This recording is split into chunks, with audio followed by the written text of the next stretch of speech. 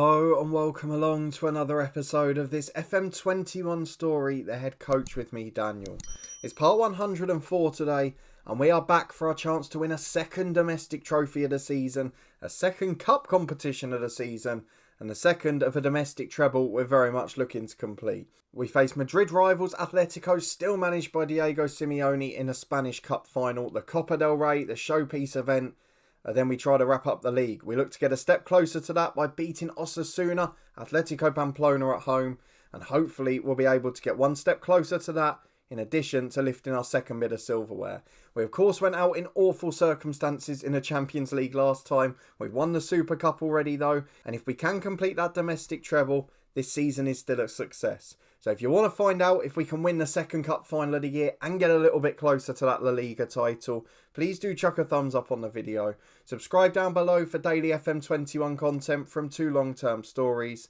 We've got loads of playlists up in the eye above. There's also a link up there to the food channel where we've got regular videos every week. So thank you for those who have supported the first couple over there. And you can find regular FM21 streams over on Twitch, in addition to some upcoming Euros watch along. And the link to the channel is in the description below. So please do go over and follow if you haven't already. But in the meantime, let's have a look at what's been going on at Real Madrid. We've got a youth intake to look at as well, and we'll do that between the 2 games today. But let's start with the schedule, because since that awful defeat against Celtic on away goals, we have bounced back in style. 2 5-0 wins to round off the month before we reach the internationals, and in flying form in front of goal yet again after we've come back in April. So against Getafe, it was Dave Klassen with a first half hat-trick, followed by Cesar Fernandez and Matthew Laus getting 1 apiece. At home to Elche, 2 for Klassen this time, 2 for Laus as well, and a penalty for Lautaro Martinez. Back after the international break in April, we had a brilliant 4-0 win at Bilbao. Klassen, Laus and a Molina brace doing a job there. And then away at Levante, we scored 4 again. This time we conceded the lead early on, but we came back in style. 2 for Klassen, 1 for Galami, and 1 for Oliveira, the right back too. So we're going into this final with a pretty big recovery in form. We're in good positions at the moment. They've got a couple of injuries too. But we're playing at the Camp Nou. We're playing at Barcelona's home. And that's, I guess, the most neutral venue for the Madrid derby, isn't it? After that, we'll face Osasuna. We'll play reserves if we need to. But really, by the time we get to that Barcelona fixture in the next episode, I'd like to have the league almost wrapped up, to the extent where it's still in our hands if we lose that game.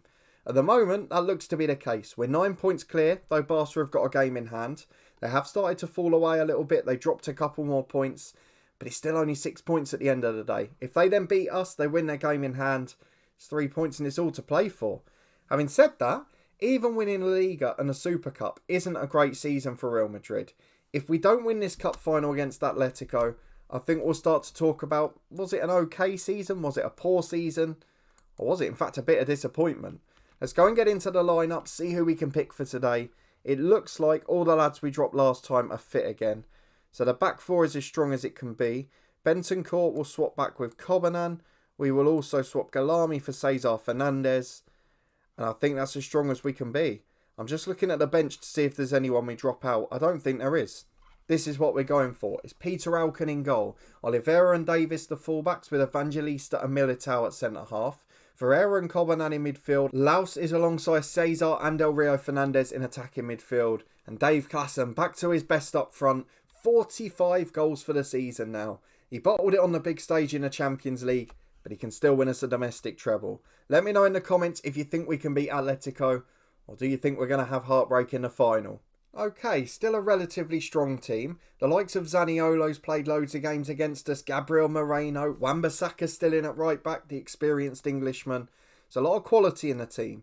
But on paper, we are the favourites. On paper, we're the best side in this cup final. But can we deliver that on the pitch? That's the big question we're waiting for now. We've had a lot of very tense, tight games against them this season, particularly in cup competitions.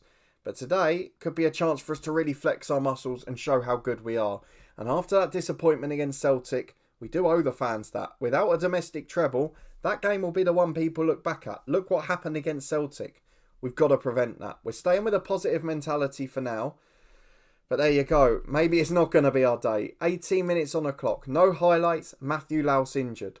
So, Cesar Fernandez over to the right. Galami as the number 10. Back to the drawing board. as it's a throw-in on the left-hand side for Alphonso Davies, deep in his own half, throws it into Cobanam. We've got 27 minutes gone, and Klaasen's dropped deep to come and get the ball here. Goes wide to Cesar Fernandez. He's got support with him. That's Oliveira overlapping. Instead, he cuts inside and starts running left. Oh, what a strike that was. Thunderous power. And it just went wide at the far post. It flashed past the keeper. He would have had no chance if it was on target. As Fernandez puts the free kick in, and just a moment or two later, it's Eder Militao, the unlikely hero, the Brazilian centre-half. He's up at the back post unmarked, and he nods in for 1-0. Perfect first half performance so far. But can we defend the lead? That's the question. As Paulinho's throw-in gives it away. Klaasen gets on the end of it. Flying sliding tackle. But Klaasen does come out second best there, unfortunately. Nguyen plays into Hannibal. And now Moreno. Through ball to Cozzolino. Oh dear. Hits the post. We were beaten all ends up there and very lucky to get away with it. The stats are pretty much identical here. And at half-time, it's one set piece that is the difference between the two sides. We're in the lead though, so we don't need to worry. Let's go and tell the lads to do it for the fans and see if we can get the win in the second half. Well, in terms of stats, it's been a much better performance after half-time. We've got a quarter of the game to go. I'm going to replace Vitinha in centre midfield with Bentancur. I'm going to replace Del Rio Fernandez with Adrian Molina. Just get a few fresh legs on, get a little bit of pace, a little bit more threat down the middle of the pitch as they're going to go a bit more attacking out wide and see if we can push them back a little. Molina may be able to do that. I don't know if we have a fourth sub. We don't. Only 3 in the cup final. But we tend to go, it's looking good. It has been the perfect, professional, efficient second half. No chances, barely any shots on either side. And we've just kept possession. Though with 3 minutes to go, Peter Alkin's playing out from the back to Bentancur. He goes right to Cesar Fernandez. Gives it away with a really poor pass.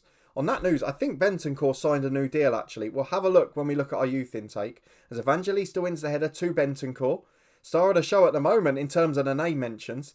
As Fernandez plays a 1-2 with him. Out to Oliveira on the overlap. To Galami, the January signing. Back to Klaasen. Shots blocked, but it's only as far as Bentancur. Finds Oliveira on that right side again. Into the back post, Adrian Molina's there. And as I was about to go balanced and just try and see it out, we wrap it up with a second. Brilliant from Molina. He's made the difference off the bench. And Bentancur was involved as well. Almost the perfect substitutions. It's just what you want to happen as a manager. As Oliveira gets it at right back again. Playing out from the back with such confidence. Cobanan skins his midfield counterpart. Goes wide to Molina. Lovely first touch. Cuts inside the fullback. And then switches it to Cesar Fernandez. Forced wider than he'd normally play. But he's done really well out there. He gets it again on the edge of the box. Oh, it's offside. I didn't see anything wrong with it. But offside's been given. It looked tight to me, but VAR would have intervened. I presume it exists in this competition. However, that doesn't matter at all. It is 2-0 to Real Madrid come the final whistle. It is an exemplary performance in a big cup final. And although we've still got that little nagging doubt about the Celtic game and what went on in the Champions League, that was one missed opportunity in a competition we've already won personally. But the Spanish Cup is not one we've won until now. A fantastic win from Real Madrid against the city rivals Atletico. 2-0 on the night, a second cup competition of the season. And now all we've got to do is wrap up La Liga. And it's a successful treble and a chance to move on to another big club. So we say well done to the lads, a brilliant moment for them. And we'll be back to face Osasuna in 5 days' time. Well, we are back for the game against Atletico Pamplona, Osasuna to you and I. But as promised, we've got to have a look at our youth intake first, because that is where a lot of the excitement has come in. So if we have a look at the development centre, as well as the fact we've actually got an under-19 at 16 years of age. I know he's not the best finisher, but a model citizen with 2.5 star ability up front. If Martinez goes in the summer, that's Real Madrid's backup for next year. And an attacking midfielder who, much the same, has got a lot of quality. There is a player in the youth intake, or two in fact, that have caused quite the stir and bit of excitement about them. So let's go and have a look in our under-19s. Firstly, Juan Terzo Marin, a 15-year-old goalkeeper, 1.5 star ability, 5 star potential. Fairly professional, really solid attributes across the board, bar positioning perhaps, but at 15, and only just 15 as well, he's going to be a superstar. So we'll keep our eye on him. Even if we move on next season, we'll see how he develops, because he could be very, very special. The other one is a 16-year-old winger called Alex Mayer. Now he is 1.5 star ability, 5 star potential. He can play left wing, right wing or up front. He's two-footed, he's brilliant on the ball, he's aggressive, he's got a little bit of pace, he likes overhead kicks for some reason, and he's just got a world of talent. He works hard as well. I think he's going to be a superstar. But again, we're probably not going to see him. The career will finish before he makes it to the end. Otherwise, there is a good player in Roberto, who is 1-star ability, 3.5 potential as a fullback. And again, can play on the left-hand side, but is two-footed and looks pretty comfortable in either role. And again, very good mentally for a youngster too. So there are some real talents coming through this Real Madrid youth team. But it's going to be a little bit late for us, because at the end of the season, if we can win La Liga, we're going to be looking to move on. And that is looking more and more likely. Because if we go to the Spanish First Division, yes, Barcelona won yesterday against Bilbao. We'll ignore that. But prior to that, Atletico Madrid lost on Tuesday at Villarreal. That all but rules them out. With 6 games to go, they're 10 points behind. And on the Sunday, Barcelona's game in hand was against Sevilla. And Sevilla did what Sevilla do. They stopped the top sides winning. A 1-1 draw. They still fall down at 5th at the minute, outside the Champions League places. But it keeps the gap nice. It's 5 points and we've got a game in hand. So if we win this game against Osasuna tonight, 8 points clear, 6 games to go. Even if we lose to Barca, can we throw that away? I'm not sure. Then what we'll be doing in the summer is looking for the big clubs in the Bundesliga or Serie A. If we can't find that, we might have a 1-year retirement party in either America or in Australia. And then we'll probably leave it at that. But let's go and get into this game. We've got a lot of work to do just yet. Because if we don't make the points, if we do slip up, Barcelona will be there. You know that for sure. So let's have a look at who the stars are for this. Laus picked up that knock in the last game, out for 3 to 4 weeks. Cobanan's going to be out as well. So Bentancur in alongside Vitinha. And then on the right wing, I think we'll do the same again. Cesar Fernandez off the right, Galami in the middle. The substitutes bench will be filled with Pilistri and then maybe Jacobo, I think, just to give us more of an attacking threat. I'm tempted to promote that young centre midfielder, but I think if we can win the title with a game or two to spare, they can be our final acts to promote some of those youth players and give them a game or two. For now, though, we're going as strong as we can. The only changes are the enforced ones. Cobanan out for Bentancur and Galami, who comes in for the injured Laus. The rest of the team is the same one that beat Atletico. Now they've got to do the same against Atletico Pamplona. Can Osasuna cause us a shock? Well, not too many recognisable names in that team, I'd say. I think this is the type of game that we'd expect to win. It's just the same as the first game against them earlier in the year, which incidentally I think we showed on camera as well, didn't we? Issa Diop, the former West Ham youngster.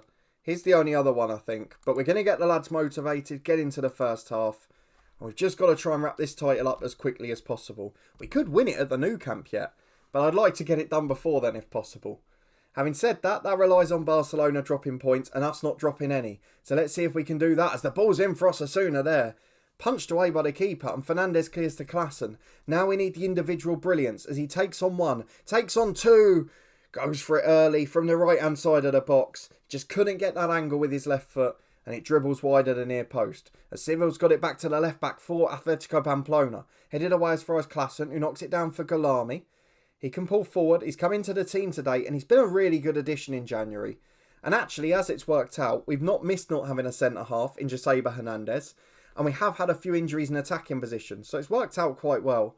It's deflected wide from Cesar Fernandez there. It's going to be a goal kick to the visitors. And with 10 minutes gone, we've had the better of the possession and the chances so far, but still nothing quite that clear-cut. Though we pick it up again with Galami on halfway. He's challenged straight away, but it falls for Fernandez, and he gives it to Vitinha. Back to Evangelista, the centre-back. We just need to open the floodgates, and I think we'll be alright here. As Alcon plays out, we're really comfortable in possession. We're not trying to force it too much here. Evangelista runs into the midfield. There's no one chasing him down. He gets it wide to Cesar Fernandez. Not a natural out on his right-hand side, but looking fairly comfortable here. Gets to the byline again. Beats the sliding tackle. It's a brilliant ball back for Galami. And he's got no pressure on him. Just nods it back where it came from. And it's 1-0 Real Madrid. Cesar Fernandez turns provider. And Galami pops up with a crucial header. 1-0 Real Madrid. And that title's getting closer. And we're back again just 5 minutes later as Militao's getting it from the short free kick. Goes wide to Oliveira, the right back. Chance to push forward over halfway. No real pressure on him yet again. Been the story of the first half. They're sitting very deep, the visitors here. And it's allowing people like Del Rio Fernandez to play into space. Klassen goes wide to Alfonso Davis on the overlap. 4 in the middle. The keeper does well.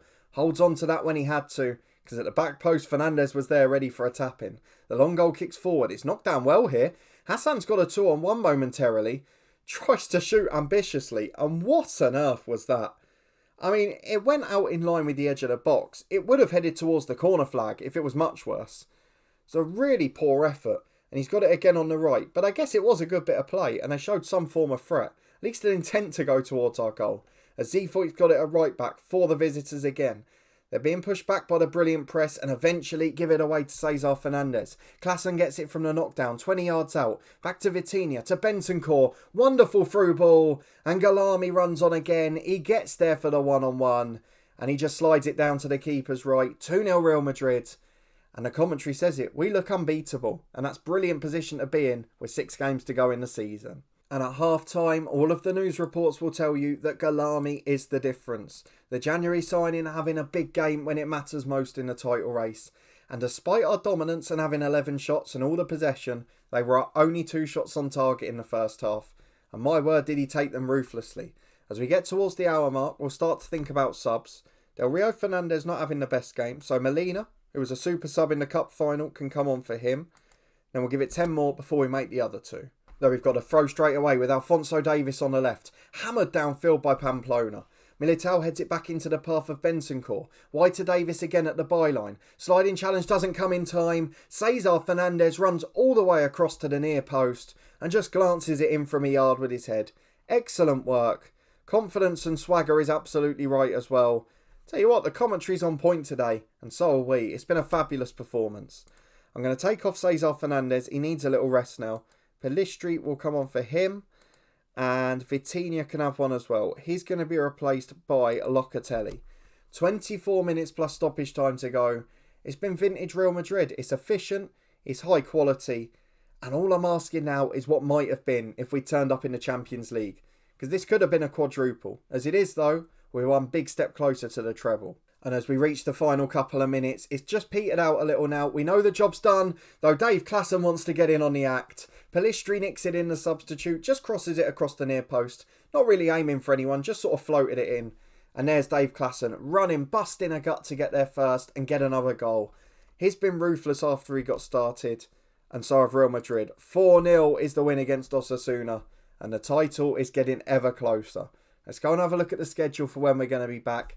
Although I'm guessing it'll be dictated to by when we could become champions. So if we do win the league and someone takes over from us, they're just going to have a little meagre transfer budget of 206 million and a £6 million per week wage bill.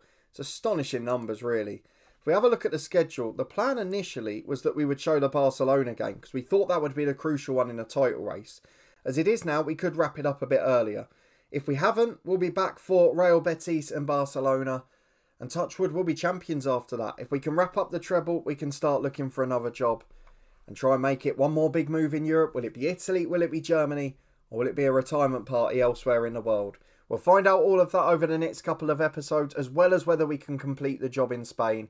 If you're looking forward to that and you did enjoy these 2 performances, particularly the efficiency of the cup final win, please do chuck a thumbs up on the video. Subscribe down below for daily FM21 content from 2 long-term stories. You can find all the playlists in the eye above, including the Scotland at the Euro series, which is of course pretty well timed at the moment.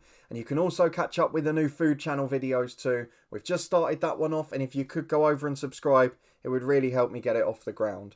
In addition to that, there is a link to the Twitch channel in the description below. Loads of FM and Euros watch-along streams coming this month, and I'm really looking forward to them. So I hope you are too. And if you're able to come and follow us over there, you'll stay up to date every time we go live. But a big thanks for watching. Your incredible support as always. It is really appreciated. And I'll see you next time for what I hope will be the crowning moment as we try to become a champion in 2 elite leagues. We try and get that Liga title. Can we do it? I'll see you next time to find out.